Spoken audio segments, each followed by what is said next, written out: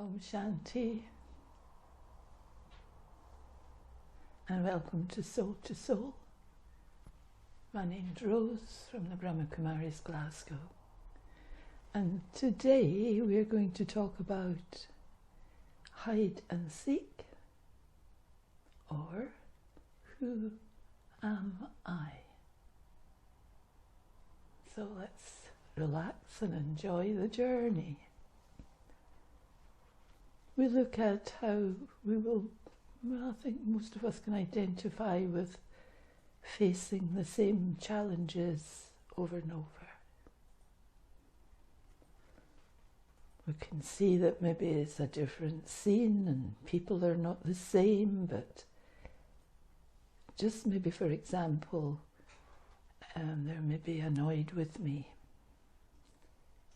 or they disrespect me, or they're acting the same as other people acted in different places at different times.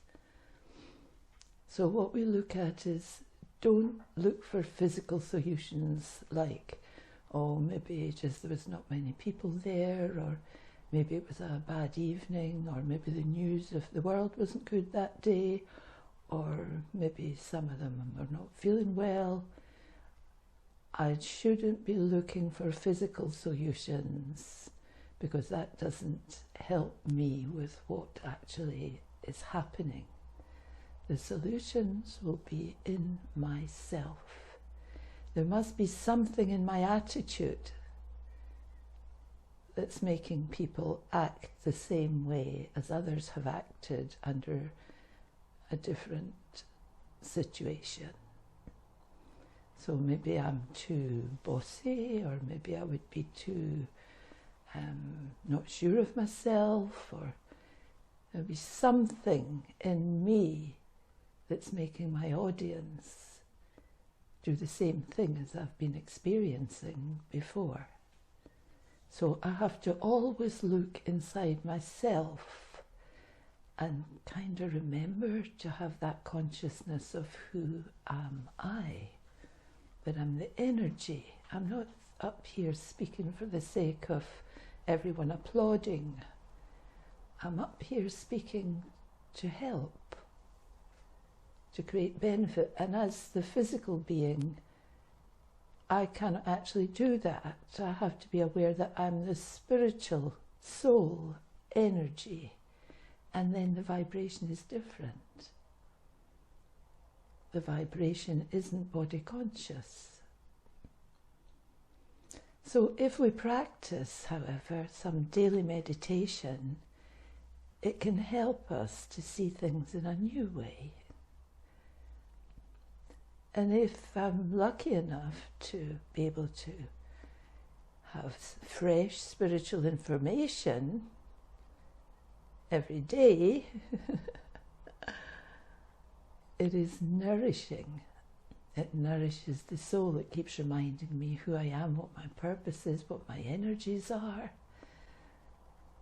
So I think deeply about this, and I practice having new thought patterns, like let me be more soul conscious. Who am I? So it's coming from me, you see. It's me that's doing the talking. And so this goes for all of us, because we're all doing some form of spiritual work, and whatever we're like, we're bringing our body and our soul with us. And when we speak, if it's about spiritual things, then let me think in a spiritual way. I should think, what are my beliefs, values and attitudes? Like, do I believe I'm a soul? Do I believe in kindness and peacefulness, gentleness, happiness? And so if I can let these energies move around in me, and if I can think about love and kindness and let these energies cascade through my whole system, so I can change the way that I think. So whenever all these old things come to me that seem to be the same, and and I'm not getting much coming back there, and so I wonder what went on there. So it's me. I have to keep looking at myself, never mind looking at other people and say it must be because they are this, or they are bored, or they are fed up, or they are tired, or they're sleeping, or, you know, they don't agree, or they're not going to come back again, or any of that. I have to go beyond that and think, but who am I? Who am I? Who am I that's using my energy to talk about spiritual things? Perhaps situations will persist, because we can't really change other people there, but I won't get so distressed. And I know there's always something to learn. If, however, I distract myself over and over and ignore problems, this is not healthy. And it also is not healthy to just keep retelling the story of the problem. Oh yeah, everybody fell asleep, or oh no, there was hardly any people, or yeah, nobody disagreed, no one agreed with what I was saying. So it's like retelling the story of the problem over and over again is making a deeper, bigger and more difficult problem, and thereby difficult to cope with. So we're talking about all of us in our daily lives, actually. So when we practice meditation, we're back to meditation, this can help me to find a new way of seeing myself and whatever the situation, because the situation is a window of opportunity. It's always a chance for me to see myself in action and think, how could I have said that better? How could I have remembered who I am more? How could I feel more of my own spiritual being? So it's all about myself, because whatever I put out has an effect.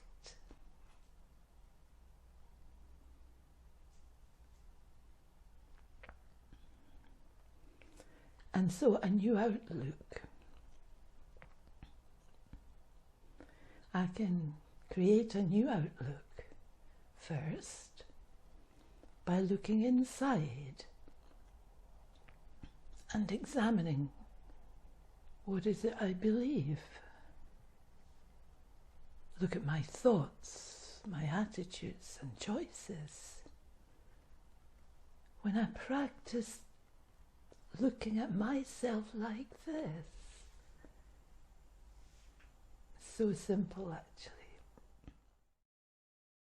There's always two energies in our lives, our physical and our spiritual, whether we're aware or unaware.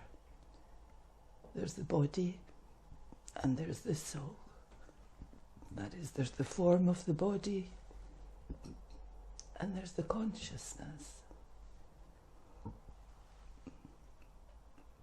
Now, if we think of ourselves as that point of light, I, the soul, have great qualities within me, and every person also has those same qualities. It takes us to think about these things, because this doesn't make us superior, this makes us equal to each other. This is the wonder of Raj Yoga. I can see others as having such similar things to me. It's not that we're the same. Someone's a lawyer, or a secretary, or an artist, a dancer, a singer.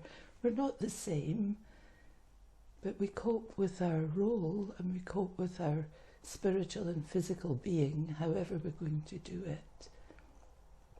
But when I begin to understand this about myself, I can begin to see that others also have those same inner qualities. So say to yourself, I'm the creator of my own thoughts. And remember that we can connect with the one above and let that one become my companion. Let that one have my back. Even when something unexpected happens, that one's there, jumps in to make it all right. That everything's okay. You're fine. You can have a natural, ongoing conversation with that one. It's like talking to yourself instead of self-talk, which doesn't go very far. I can experience that I'm actually talking to the one above. And then I can have conversations and experience support from the soul that's like an ocean of peace. That's better than just having thoughts going through my own head for me. So we don't need to hide from our true self. And there's no need to hide from the divine. So look for and find and seek out your natural state of peace and power every day if possible through meditation.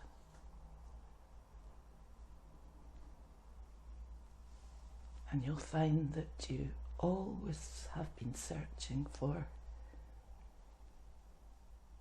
your own self. And you'll find your own self. And we'll see that through understanding my own self, through my thoughts, attitude and choices, I truly begin to reclaim my own power. So it's this very natural understanding of the self. Looking at the way I am, looking at the things that disturb me, the things that distress me, the things I'm trying to do that don't always go right.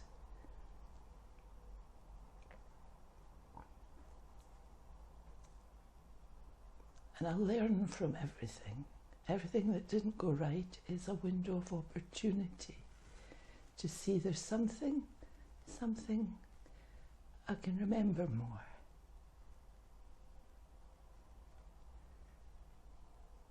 And we're looking clearly at the journey of life.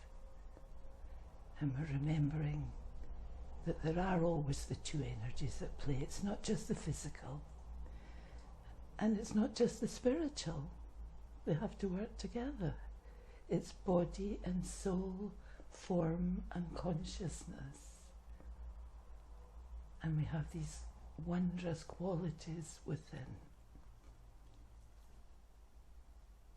And you are the creator of your own thoughts, and you can connect with the one above, and you can let that one become a companion.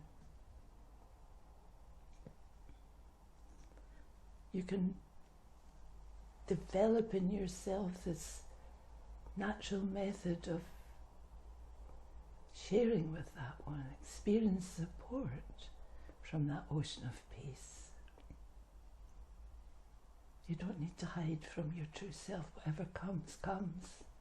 That's the way it is. And you don't have to hide from the divine one and say, oh gosh, how can I look at this? What's this? Well, that's the way it is. So through daily meditation, you'll find your own true self. And this is what we've been searching for. And this is what that one comes to do, to show us who we are and give us power and strength and love. Teach us how to be peaceful and happy. Om Shanti.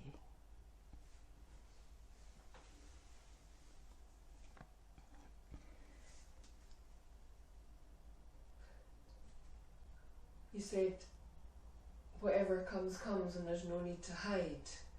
So it's really heartening. It's like takes away the fear or the guilt or the shame, because there's no point in feeling that. So why do I continue to use ego or masks or smoke screens? I was thinking even like a habit of sometimes distracting the self or others from something that actually needs to be addressed. I know I have a little habit of that. I'll sort of distract the attention, I'll quickly change the subject onto something if I know that there's something that really needs to be discussed or looked at. What's this fear of sort of facing and this need to hide? I suppose it's the fear of public opinion.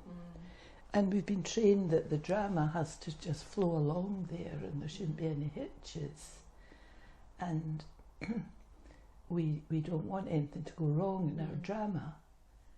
And we also don't want people to not like us, like our friends and relatives. It's important we have these relationships.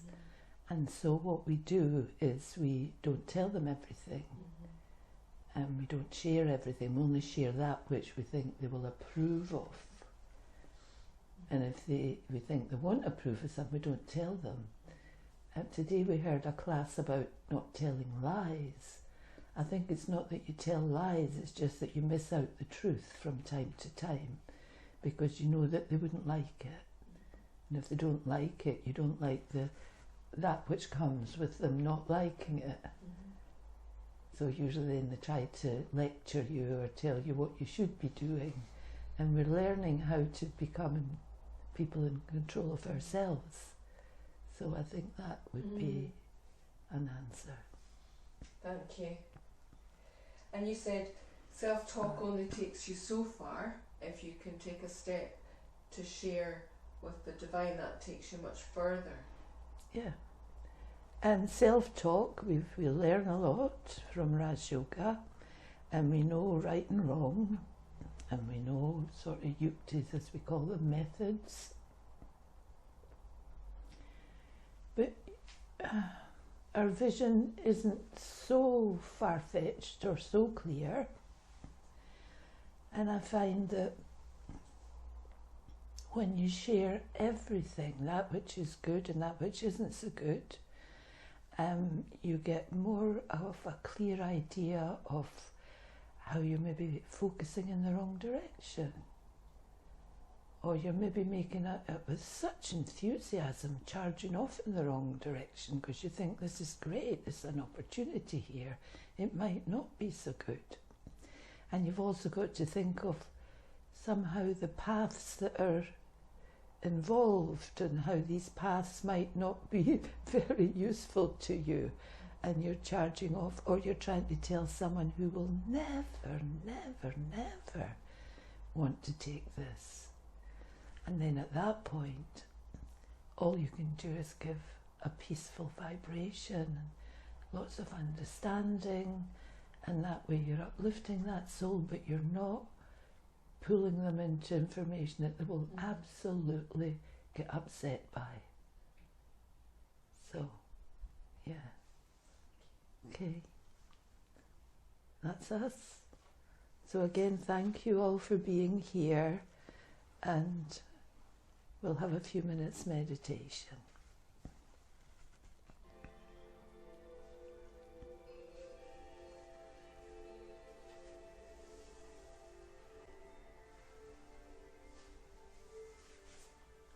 Om Shanti. Focusing on the center of our forehead.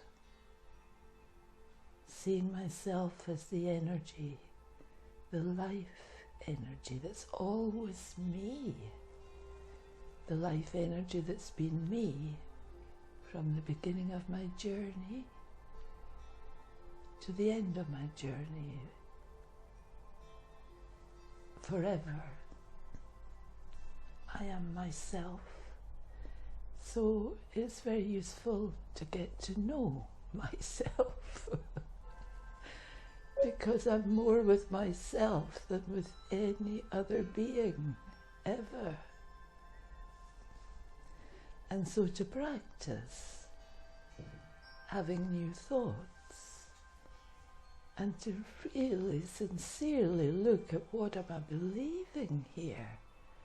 What are my values and attitudes? I may see them, but do I do this? And I can so easily change the way I think. Early in the morning I can think, oh gosh, yes, this is what I'm going to do today. And if I take it a step at a time, I will think of that today. And tomorrow I'll think of something else.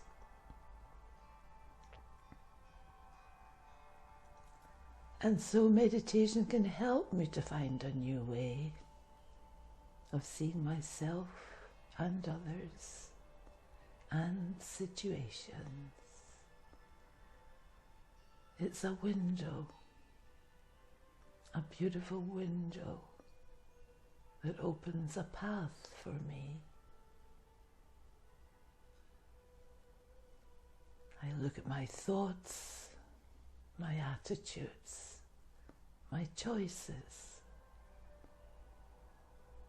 and truly, truly, truly, I reclaim my power.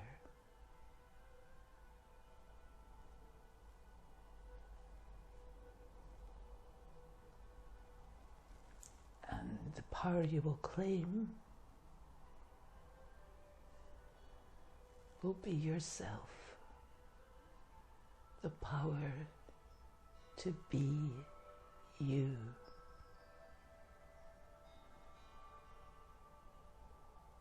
Your beautiful self.